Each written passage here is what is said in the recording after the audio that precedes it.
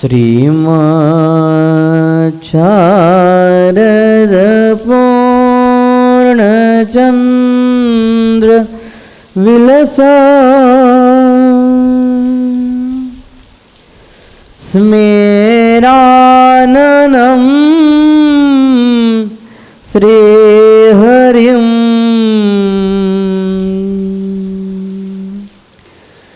तुंगे पीठवरे स्थितं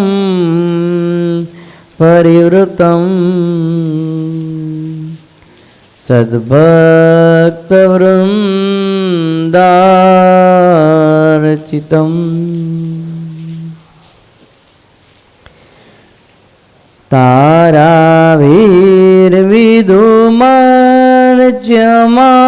ताराभिर्विदुमार्च्यमानमरुधा तैश्चन्दनैः कौसुमैः हारैः शेखरपङ्क्तिभिश्च हृदये शुक्लाम्बरं चिन्तये शुक्लाम्बरं चिन्तये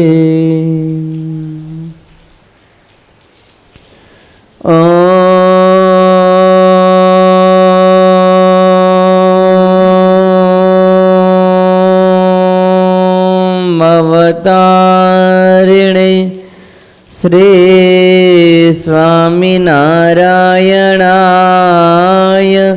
नमो नमः। ओम श्री हरिकृष्णाय नमो नमः। ओम श्री नीलकंठाय नमो नमः। ओम श्री पूर्णपुरुषोत्तमाय घनश्यामाय नमो नमः। बोलो श्री स्वामीनारायण भगवान की जय। श्री हरिकृष्ण महाराज की जय। श्री घनश्याम महाराज की जय। श्री सहजानंद स्वामी महाराज की जय। श्री सिद्धेश्वर महादेव की जय। श्री विघ्न विनायक देव की जय। श्री कष्टभंजन देव की जय। ओम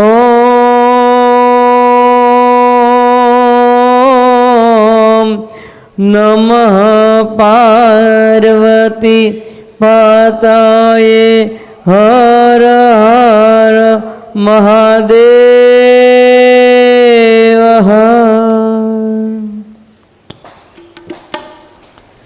स्वामीनारायण स्वामीनारायण स्वामीनारायण स्वामीनारायण।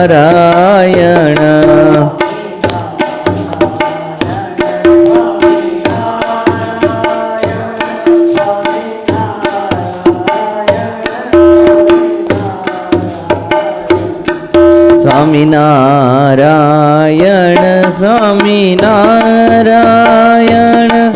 स्वामीनारायण स्वामीनारायण।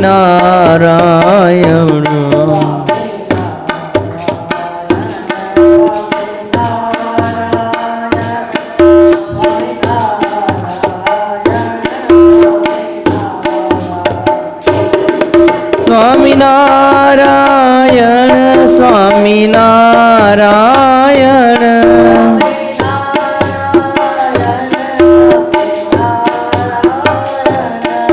स्वामीनारायण स्वामीनारायण।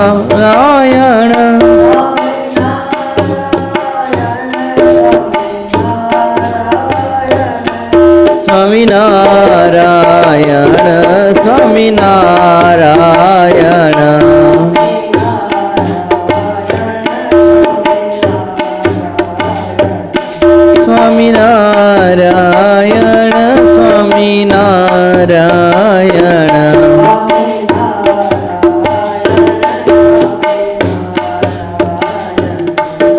સ્વામિનારાયણ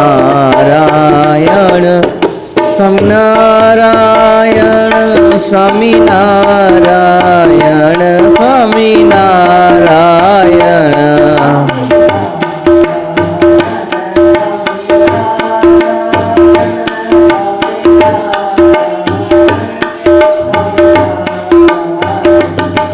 સ્વામિનારાયણ સ્વામિનારાયણ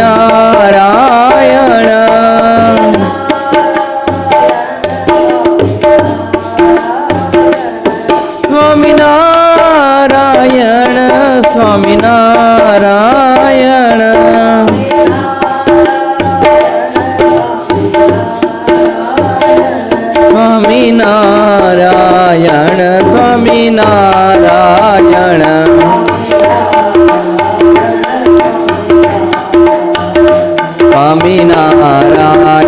સ્વામિનારાયણ સ્વામિનારાયણ સ્વામિનારાયણ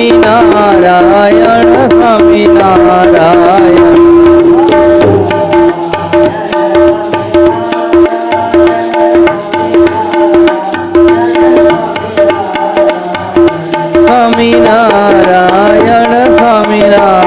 સ્વામિનારાયણ સ્વામિનારાયણ સ્વામિનારાયણ સ્વામિનારાયણ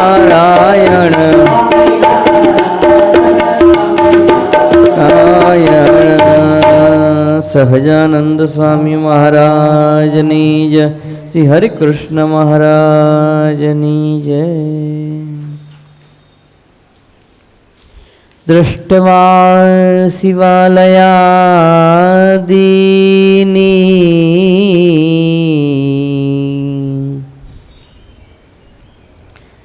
દેવાગારાણી વર્તમની પ્રણમ્યતાનિ તદ્દેવ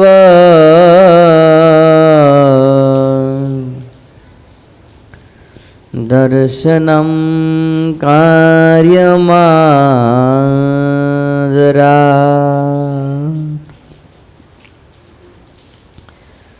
ભગવાન સહજાનંદ સ્વામી મહારાજ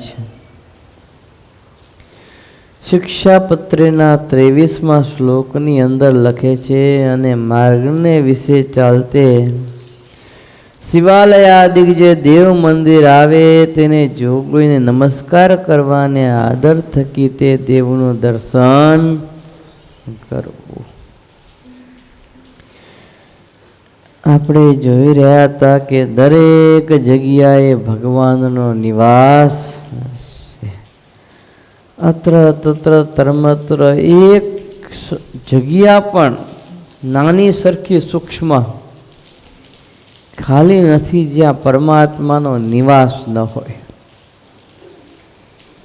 ભગવાનનો નિવાસ હોય કે નહીં.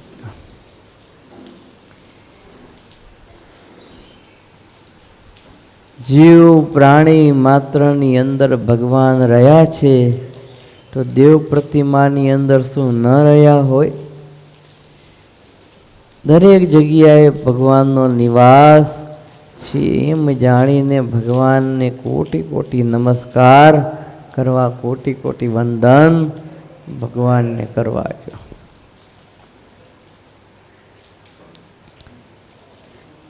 વાલ્મીકી રામાયણનો બહુ સરસ પ્રસંગ આવે છે.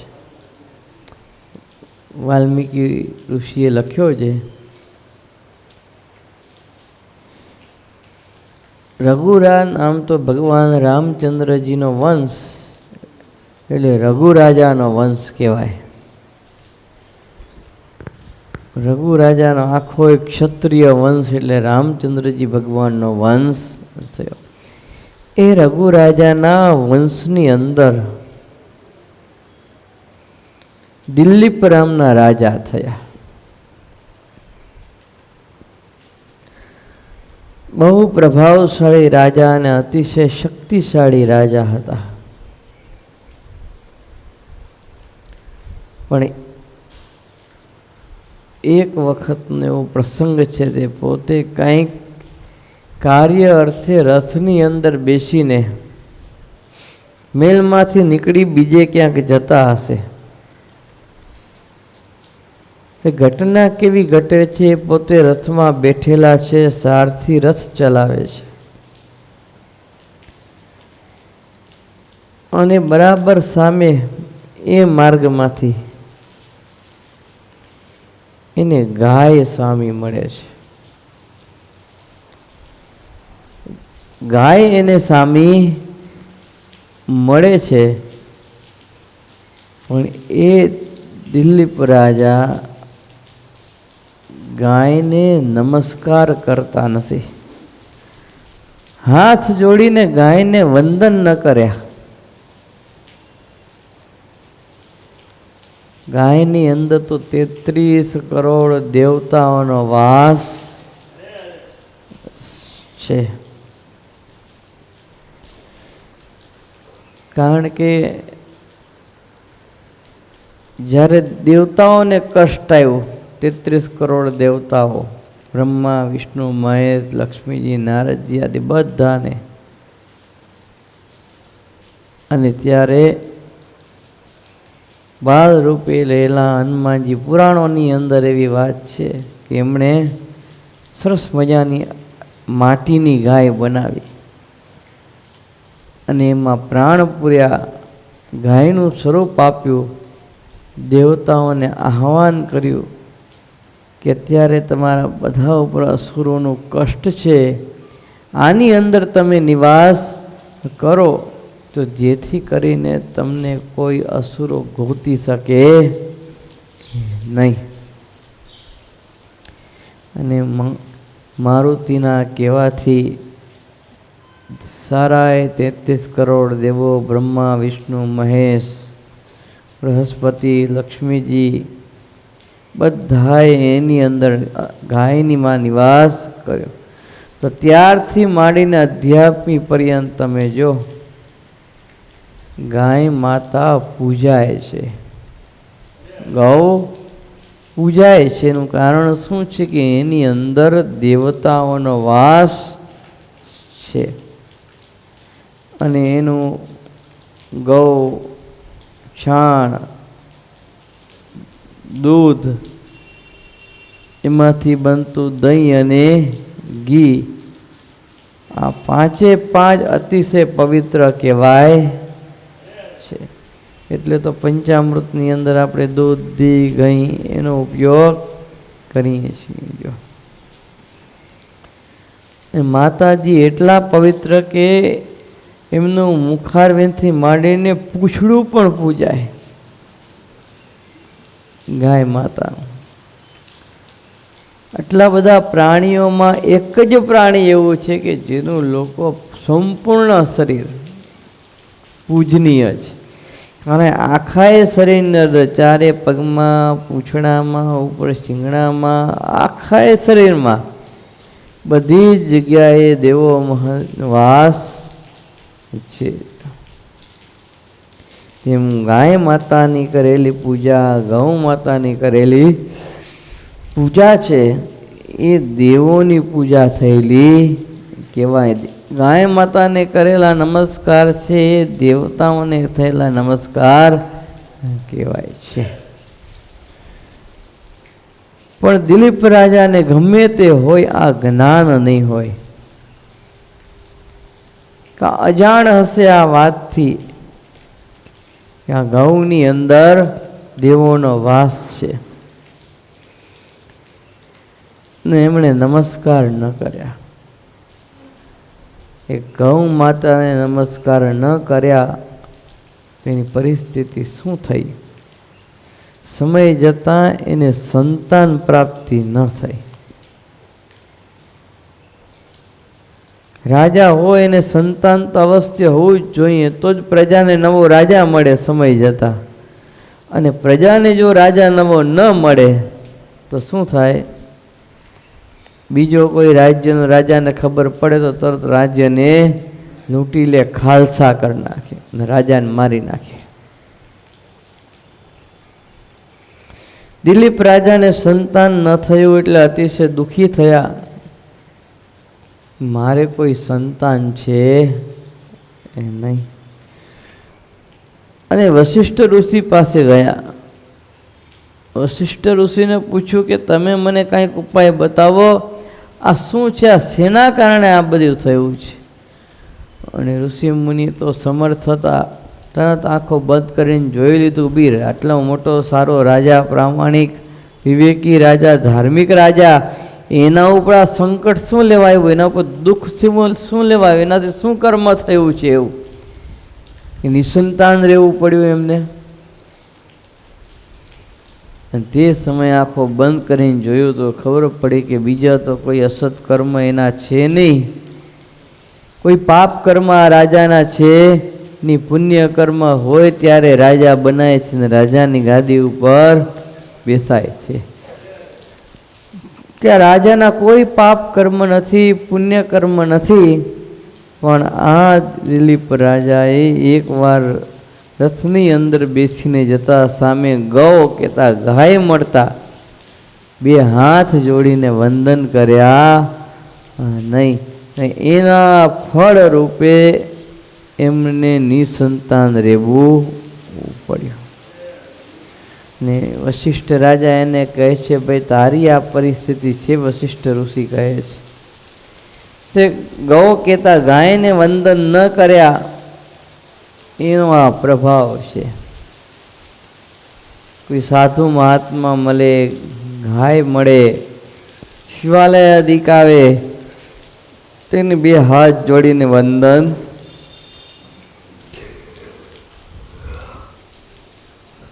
આજ વશિષ્ઠ મુનિ કહે છે, હે રાજન, તમારે એનું પ્રાયશ્ચિત કરવું પડશે.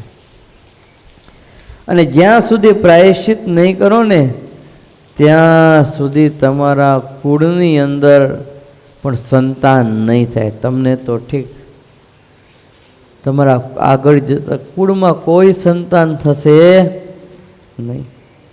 અને ત્યારે વશિષ્ઠ મુનિના કહેવાથી દિલીપ રાજાએ પ્રાયશ્ચિત કર્યા. ને પ્રાયશ્ચિતમાં શું આપ્યું વશિષ્ઠ મુનિએ ખબર છે?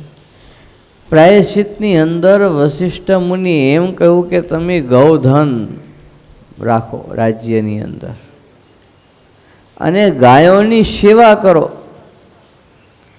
જે દિલીપ રાજા આટલો મોટો રાજા હોવા છતાંય એ સમયે પ્રાયશ્ચિતના ભાગરૂપે તેમણે જાતે ગાયની સેવા કરેલી. રોજ નિરણ નાખે, પાણી પીવડાવે, ગાય ઉપર હાથ ફેરવે, એમ જાતે એણે સેવા કરેલી. અને એવી સેવા કરી કે એ માના આશીર્વાદથી, ગાય માતાના આશીર્વાદથી સમય જતાં દિલીપ રાજાને ત્યાં સંતાન થયું. ને એ વંશની અંદર પછી ભગવાન રામચંદ્રજી પ્રગટ અયોધ્યાપુરીને વિશે થયા છે. તો આવી પરિસ્થિતિ છે. એકમાત્ર જેની અંદર 33 કરોડ દેવતાઓ, બ્રહ્મા, વિષ્ણુ, મહેશ, લક્ષ્મીજી આદિ દેવો, મહાદેવો બધાય રહ્યા છે, એને જો દિલીપ રાજાએ નમસ્કાર ન કર્યા તો આ પરિસ્થિતિ થઈ. તો માર્ગને વિશે આપણે ચાલ્યા જતા હોઈએ, શિવાલય આદિ કોઈ પણ દેવ મંદિરો આવે અને ખાલી ત્યાં ઊભા રહ્યા થકા 2 મિનિટ ખાલી આપણે વાંકા ન વણીએ, મસ્તક ન નમાવીએ, વંદન ન કરીએ તો પરિસ્થિતિ શું થાય? દેવોનો શ્રાપ, એની નારાજગી એ આપણા ઉપર ઉતરે છે ને આપણું જીવન હતું નહોતું થઈ જાય છે. વશિષ્ઠ સ્મૃતિ ગ્રંથ લખ્યો વશિષ્ઠ મુનિએ અને એની અંદર એણે પ્રમાણરૂપ વચન લખ્યો. દેવતા પ્રતિમાં દૃષ્ટવા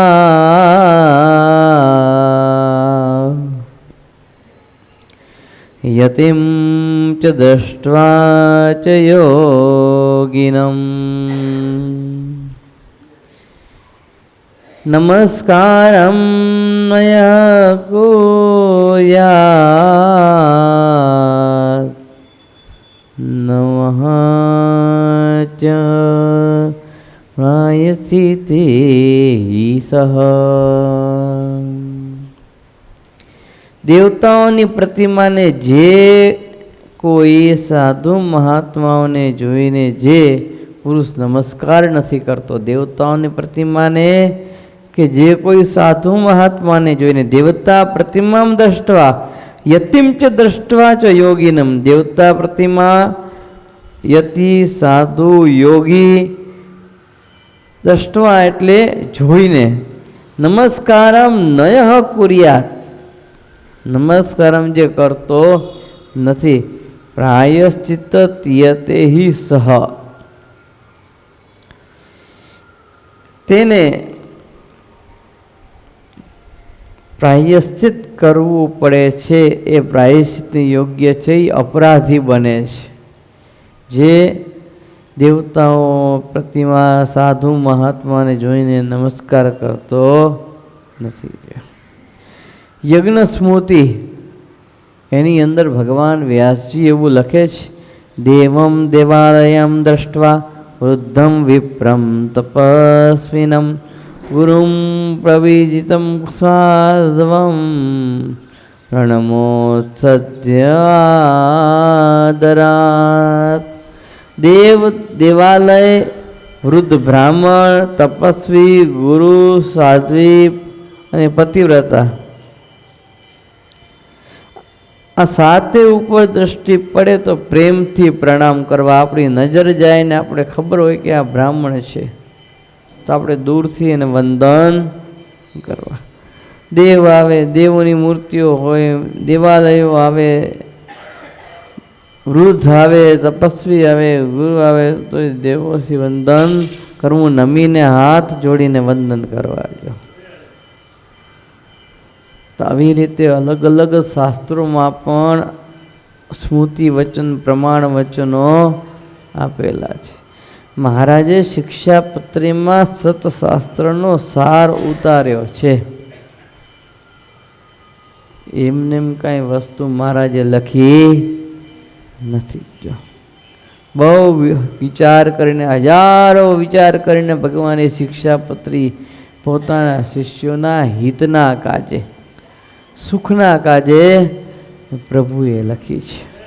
અરે કાયાભાઈ, કેટલો બધો મહિમા કાયાભાઈને. જો ભગવાનના ભક્તને મહિમા કેટલો બધો ભગવાનનો ઈષ્ટદેવનો હોવો જોઈએ. પ્રભુના દર્શન કરવા માટે ગઢપુરની અંદર આવ્યા. મહારાજ સભા કરીને બિરાજમાન હતા. સૌ સંતો ભક્તો મહારાજની સભામાં મહારાજને એકી નજરે સામું જોઈ રહેલા.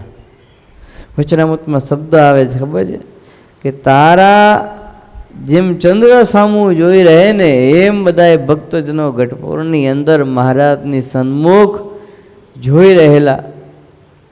કોઈ પાછું વાળીને આમ જોયું નહીં કોણ આવે છે. એથી આપણે અહીંયા ચાલુ કથા હોય ને તો કોઈ ગાડી વટાણી હોય, ટ્રક વટાણી હોય કે પછી કોઈ હરિભગત આવ્યું હોય ને તરત મોઢું આમ કરે, કોણ આવ્યું. આ કેવી રીતિ છે?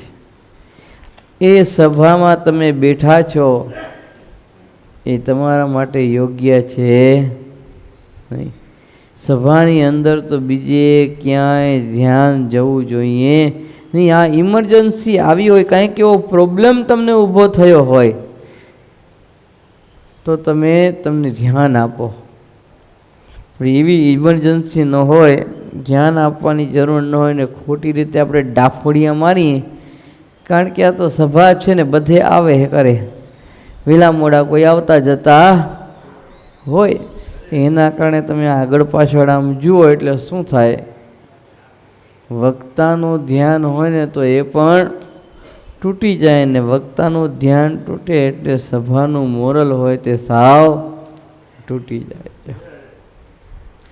એટલે સભાનું મોરલ જાળવવું પડે. આજ કાયાભાઈ મહારાજના દર્શન કરવા માટે આવ્યા, પણ એને ખબર નહીં કે આગળ જતા માર્ગની અંદર કૂતરું બેઠું હશે. હવે એની દ્રષ્ટિ તો ક્યાં હતી? મહારાજની ઉપર હતી. કાયાભાઈની દ્રષ્ટિ દૂરથી એને મહારાજ દેખાતા હતા.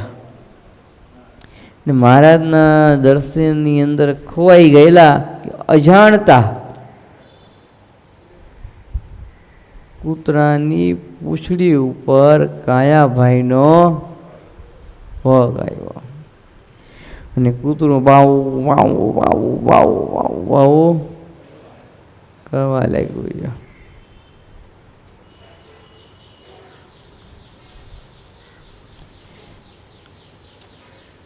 પગ આવ્યો એટલે કાયાભાઈ કૂતરાનો મહિમા સમજીને કૂતરાને દંડવત કરવા લાગ્યા.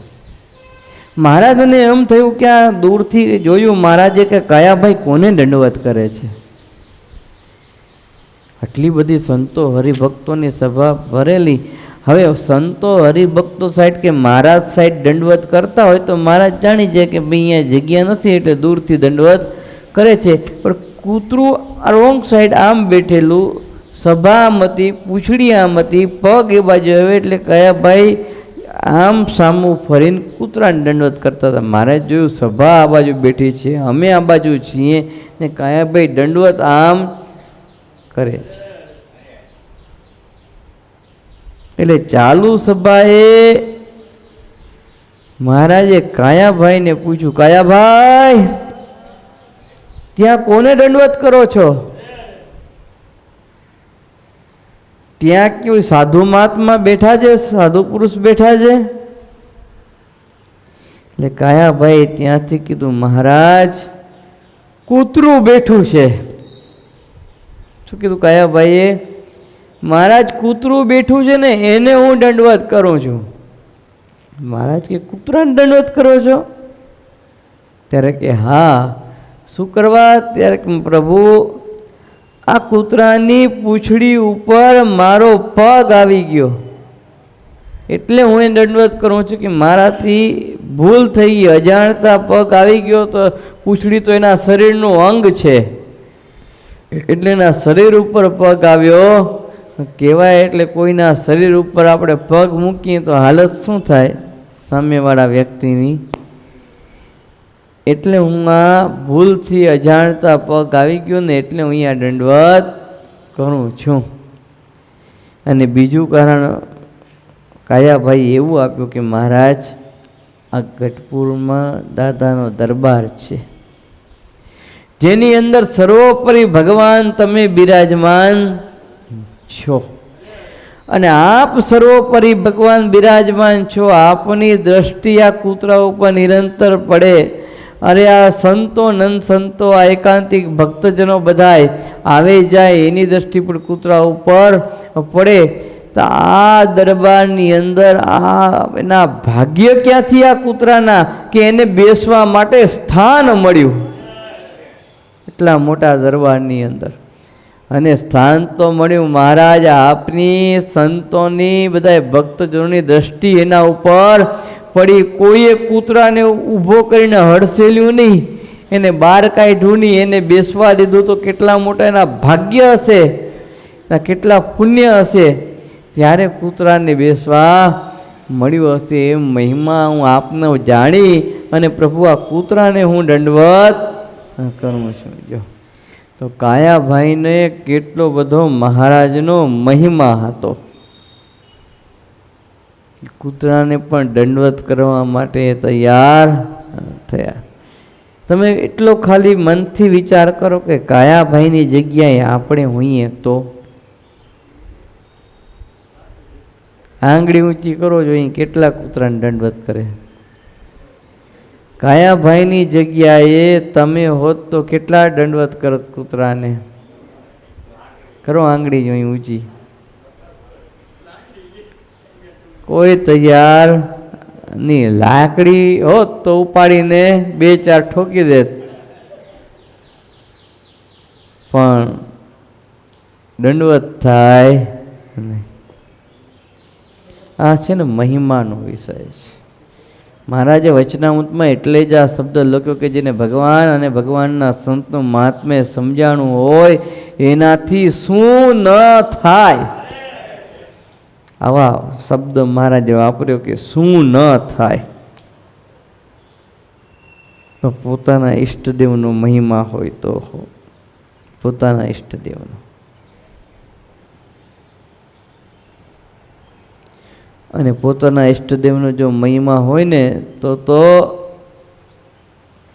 એ ગમે એવા પશુ પક્ષી પ્રાણી માત્ર હોય કે પછી દેવી દેવતાઓ હોય, પણ માર્ગને વિશે જતા હોય તો ચોક્કસ આપણું મસ્તક ત્યાં નમે. જો મહારાજે આ શિક્ષાપત્રીમાં કે શિક્ષાપત્રી ટીકાની અંદર સતાનંદ સ્વામી એવું નથી લખી ગયા કે તમે દરરોજ એમનું પૂજન કરજો, એમનું ધ્યાન કરજો, એમનું ભજન કરજો, ઘરની અંદર બધી દેવી દેવતાઓની પ્રતિમા તમો પધરાવજો, એવું ક્યાંય લખ્યું નથી.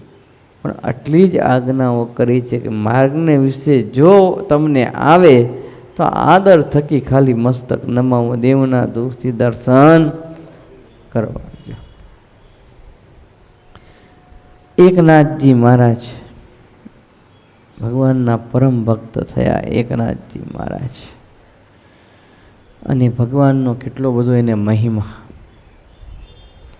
વિઠ્ઠલ વિઠ્ઠલ હરિઓમ, વિઠ્ઠલ વિઠ્ઠલ કહેતા. તમને ખબર તો છે બધા એને વિઠ્ઠલ વિઠ્ઠલ વિઠ્ઠલ હરિઓમ. આ ધૂનનો નાદ કાયમ છેડતા. અને દ્રષ્ટિ કેવી હતી ખબર છે? દરેકની અંદર એને ભગવાન દેખાતા. દરેકની અંદર એને ભગવાન દેખાતા. જ્યાં જુઓ ત્યાં રામજી, બીજું કાંઈ ન ભાસે રે, અનુભવીને અંતરે સદા રામ વાસે રે, એવું મુક્તાનંદ સ્વામી કીર્તનમાં લખ્યું કે જે અનુભવી છે, જે બ્રહ્મ સ્થિતિ જેને પ્રાપ્ત છે, જેને ભગવાનનો મહિમા છે ને દરેક જગ્યાએ ભગવાન દેખાય છે. આ એકનાથજીની સ્થિતિ પણ એવી હતી કે અનુભવી હતા, બધી જગ્યાએ એને ભગવાન દેખાતા હતા. હવે ઘટના એવી ઘટી કે એકનાથજી મહારાજ એ જાતે રસોઈ કરીને જમતા, જાતે રસોઈ કરીને જમતા, કોઈના હાથનું પણ એ ખાતા નહીં. એટલે એકવાર રોટલા ઠાકોરજીના થાળ માટે રસોઈ તૈયાર કરતા હશે, એકાદ રોટલો થયો એટલે સાઈડમાં આ બાજુ આમ આપણે ઘડતા હોઈએ તો આમ બાજુમાં મૂકીને તૈયાર થઈ જાય, એટલે પાસે અલગ ડીશમાં. તો એ રીતે રોટલો તૈયાર કરીને એણે મૂક્યો, રોટલો કે રોટલી એક આવે છે. પણ ભાવ કહેવાનો મતલબ શું? તે વખતે કે કૂતરું ઘરમાં ઘૂસી ગયું, દરવાજો ખુલ્લો હશે ને કૂતરું ઘરમાં ઘૂસી ગયું ને એમને ભૂખ્યું હશે, ભૂખ લાગેલી. એટલે ઘી લગાડવાનું બાકી હતું. પેલા એ જાતે રસોઈ કરતા હતા એટલે ઘી લગાડવાનું બાકી. એને એમ કે થપ્પી થઈ જાય એટલે થપ્પી એટલે હું એકારે બધાને ઘી લગાડું. કૂતરું ઘરમાં ઘૂસ્યું અને સીધું એણે એમાં મોં નાખ્યું અને એ ઘી વગરનો રોટલો કે રોટલી હતો ઉપાડીને હાલતું થઈ ગયું. અને જેવું કૂતરું ભાગ્યું ને તેવી એકનાથજીની નજર પડી. ત્યાં તો ઘી વગરનો રોટલો રોટલી ઉપાડીને આ ભાગ્યો. અને પછી તરત એકનાથજી રસોઈ કરવાનો પડતો મૂકીને કૂતરાની પાછળ દોડ્યા. રોટલો લેવા દોડ્યા હશે. એકનાથજી કહે છે, હે વિઠ્ઠલ ઊભા રહ્યો, હે વિઠ્ઠલ ઊભા રહો, એ રોટલામાં ઘી નથી. વિઠ્ઠલ ઊભા રહો, મને રોટલાની અંદર ઘી ચોપડી લેવા દો. વિઠ્ઠલ આ કોરો રોટલો લાગશે તમને. પેલી વસ્તુ કે એને કૂતરામાં પણ ભગવાન દેખાણા, એ વિઠ્ઠલ એમને દેખાણા. ને બીજી વસ્તુ એ મારો નાથ એની અંદર પણ છે, પણ એ ઘી વગરનો રોટલો કોરો જમે યોગ્ય કહેવાય એની લાવીને ઘી ચોપડી દઉં પછી ભલે જમે. આવા બધા ભક્તો થયા જેણે એ કૂતરાની અંદર પણ ભગવાન દેખાતા હતા, તો બીજી અંદર ન દેખાય. દરેક જગ્યાએ એને ભગવાન દેખાય છે. અને સમજણવાળા બધા ભક્તો પૂર્વે થયા. અને તો જ એના માટે જે ઈષ્ટદેવને માનતા હશે એ ઈષ્ટદેવ એના માટે સર્વોચ્ચ સ્થાન હશે. બધું જ એના માટે એના ઈષ્ટદેવ હશે ને. એટલે જ એને મહિમા એવો જાણ્યો હશે કે મારા ઈષ્ટદેવ સિવાય કોઈ બીજે કાંઈ કરી શકતું નથી. જે કાંઈ છે મારા ઈષ્ટદેવ થકી છે અને મારા પ્રભુનો અત્ર તત્ર સર્વત્ર નિવાસ છે. હું મહિમા એણે જાણ્યો હશે. ત્યારે જ એને કૂતરાને એ વિઠ્ઠલ એવું કીધું હશે. ધોકાવારી કરી નહીં, લાકડીવારી કરી નહીં. જો ન દોડીને એના મોઢામાંથી રોટલો છીનવી લીધો, પણ વિઠ્ઠલ કહ્યું. તો વસ્તુ આ આપણે સમજવાની છે. પૂર્વે એવા સારા ભક્તજનો થયા છે. હું એમ નથી કહેતો કે આ જેટલી અહીંથી આગળ જાઓ એટલે જેટલા કૂતરાઓ મળે એને તમે પગે લાગજો, જેટલા પશુ મળે બધા એને પગે લાગજે, એવું તમને કહેતો નથી. પણ આ સમજણનો વિષય છે કે આપણે આપણા ભગવાનને સર્વોપરી માનતા હોઈએ તો એને ઓછા શું કરવા આંકીએ છીએ. આપણે આપણા ભગવાનનું સંપૂર્ણપણે જ્ઞાન હોય તો પછી આપણે આપણા પ્રભુને દરેકની અંદર નિહાળવા જોઈએ, દરેકની અંદર. અને દરેક જગ્યાએ ભગવાનને નિહાળીએ તો કોઈ ઉપર આપણને પછી રોષ ક્રોધ આવે નહીં. અને પછી શું દેખાય? બધાએ વ્યક્તિ તમને સારા દેખાય. કોઈ જોડે દ્વેષ વૃત્તિ ન બંધાય. જીવ પ્રાણી માત્ર જોડે, પ્રાણીઓ જોડે નહીં, પક્ષીઓ જોડે નહીં, માનવો જોડે પણ નહીં. અરે કોઈ આવીને બે ગાળો દઈ જાય, લાફા મારી જાય, કોઈ તમે એની ઉપર હાથ ઉપાડો નહીં, એને ગાળો બોલશો નહીં ને એવું સમજણ રાખો કે મારા પ્રભુની ઈચ્છા, મારા પ્રભુએ એની અંદર આવીને મને ગાળ દીધી, મને વૈટા, મને બોલ્યા, જો કંઈક મારી ભૂલ હશે. અને હું એમ કહું છું, ખરેખર સાચા ભક્ત જ તમે હો, એકાંતિક ભક્ત હો, તો કાંઈક એવી વિપરીત પરિસ્થિતિ પેદા થાય, કાંઈક એવું દુઃખ આવી પડે, કષ્ટ આવી પડે, આદિ વ્યાધિ ઉપાધિના ડુંગરાઓ તૂટી પડે, તો એનાથી રક્ષા કરનારો તમારો ભગવાન ઊભો નથી? સ્વામિનારાયણ ભગવાન તો દરેક રીતે પોતાના ભક્તની રક્ષા કરવા માટે ઊભા છે, ઊભા હતા અને ઊભા રહેવાના છે. તો એ ભગવાન ઉપર આપણને એટલો વિશ્વાસ નથી. એ પરમાત્મા સ્વરૂપનું હકીકત જ્ઞાન આપણને છે નહીં. કયો શું ચાલે છે અત્યારે? ચતુર્માસ ચાલે છે. શું ચાલે છે? ચતુર્માસ ચાલે છે. અત્યારે શેની કથા સાંભળીએ છીએ? શિક્ષાપત્રીની સાંભળીએ છીએ ને. તો સાંજે શેની સાંભળીએ છીએ? શ્રીમદ ભાગવત દસમ સ્કંદની કથા સાંભળીએ છીએ. એમની કથા સાંભળીએ છીએ તો માર્ગમાં એમનું મંદિર આવે તો આદર થકી દર્શન કરવામાં આપણે વાંધો શું? મહાપૂજા આપણા સંપ્રદાયની અંદર થાય છે.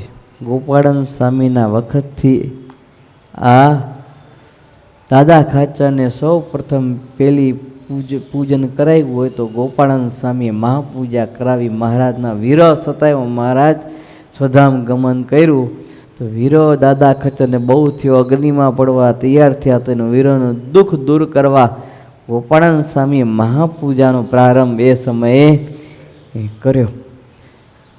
ને મહાપૂજાની અંદર ભગવાનના દર્શન, ઈષ્ટદેવ સ્વામીના ભગવાનના દર્શન દાદા ખાચરને કરાવ્યા. તો એ મહાપૂજાની અંદર પણ તમે જો બધાએ અવતારોનું પૂજન આવે છે, ત્યાં આપણે એમનું પૂજન કરીએ છીએ, નથી કરતા? 10 દિશાઓનું આવે છે તે એમનું આપણે પૂજન કરીએ છીએ. હનુમાનજી ગણપતિનું આવે છે, એમાં તો ત્યાંય આપણે મસ્તક નમાવીને પૂજન કરીએ છીએ. જ્યારે મહાપૂજા કરવા માટે બેસી ત્યારે આપણા સંપ્રદાયમાં તો બધી જ જગ્યાએ સંતો દ્વારા, બ્રાહ્મણો દ્વારા મહાપૂજા થતી હોય છે. તો એ મહાપૂજાની અંદર પણ અલગ અલગ દેવોની ઉપાસના પૂજન આપણે કરીએ છીએ. તો આમાં આપણે બીજું ક્યાં કાંઈ કરવાનું હતું? ખાલી આપણે આપણા ભગવાનની આજ્ઞા પાડવાની હતી, બીજું કંઈ કરવાનું છે નહીં. એટલે આ શ્લોક મહારાજે લખ્યો છે કે શિવાલયાદિક મંદિરો માર્ગને વિશે આવે તો આદર થકી એ નમસ્કાર કરવા, દેવના દર્શન કરવા. એ શ્લોક આપણી સમજણની દ્રઢતા કરવા માટે અને આપણા ભગવાનને વિશેષ પ્રમાણમાં સર્વોપરી જાણીએ, એનું પરિપૂર્ણ જ્ઞાન આપણે પ્રાપ્ત કરી એ માટે મહારાજે કહ્યો છે. ને એ મહિમા જાણીને આપણા ઈષ્ટદેવની સામર્થ્ય, ઐશ્વર્ય જાણી, વ્યાપકપણું દરેક જગ્યાએ જાણી અને માર્ગની અંદર આવી રહેલા દેવોના દર્શન કરવાના છે. માત્ર ભગવાનની આજ્ઞા પાડવાની છે, ભગવાનને પ્રસન્ન કરવાના છે. એટલે એટલો જ વિચાર રાખવાનો કે આપણે આપણા મહારાજને રાજી કરવા છે, આપણે આપણા ઈષ્ટદેવ સામેના ભગવાનને પ્રસન્ન કરવાના છે, બીજા કોઈને રાજી કરવા નથી. કારણ કે નિષ્કુળાનંદ સ્વામી એવું લખ્યું કે એક રાજી થાય તો રાજી થયા 33 કરોડ. નિષ્કુળાનંદ સ્વામી લખ્યું, નિષ્કુળાનંદ સ્વામીને કે એકને રાજી કરો એટલે બીજા બધાએ રાજી થઈ જાય. તો મહારાજને રાજી કરવા આપણે આ નમસ્કાર કરવાના છે, પણ એ દેવને રાજી કરવા નહીં. એટલું જાણીને પણ આપણે ભગવાનની આજ્ઞા પાડવાની છે, દેવને નમસ્કાર કરવાના છે. સહજાનંદ સ્વામી મહારાજની જય. શ્રીપતિમ શ્રીધરમ સર્વદેવેશ્વરમ ભક્તિધર્માત્મજમ વાસુદેવમ હરિમ માધવમ કેશવમ કામદમ સ્વામિનારાયણમ નીલકંઠમ ભજે.